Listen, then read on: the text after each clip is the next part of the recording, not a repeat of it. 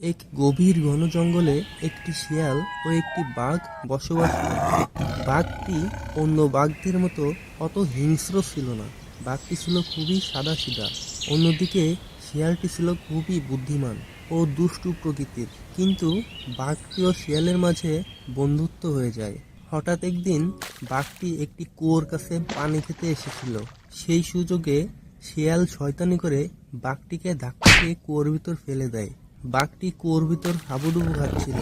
বাঘটি অনেক কষ্টে কুয়ো থেকে উপরে উঠে আসে এবং খুবই রেগে যায়। রেগে গিয়ে বাঘটি শিয়ালটিকে তাড়া করে।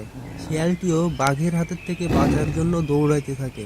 অনেক কষ্টে বাঘ শিয়ালটিকে ধরতে পারে এবং এক কামড়ে শিয়ালের গলা থেকে রক্ত বের হয়। তখন শিয়াল বাঘের কাছে মাপ চায়। তখন বাঘ বলে, মাফ করতে পারি একটা শর্তে। আমি কুয়োর পাশে দাঁড়িয়ে থাকবো আর তুই কুয়োর ভিতর লাফ দিবি, যতক্ষণ না আমি বলবো কুয়ো থেকে উঠবি না। শিয়াল বলল, আচ্ছা ঠিক আছে, আমাকে এখনকার মতো ছেড়ে দাও। তারপর বাঘ ও শিয়াল একটি কুয়োর পাশে যায়। বাঘ পাশে দাঁড়িয়ে থাকে আর শিয়াল কুয়োর ভিতর নিজে নিজেই লাফ দেয়। তারপর বাঘকে আমরা বলতে শুনি যে আমি হচ্ছে এই বনের রাজা, আর আমার সাথে ফাজলামির ফল এরকমটাই হবে।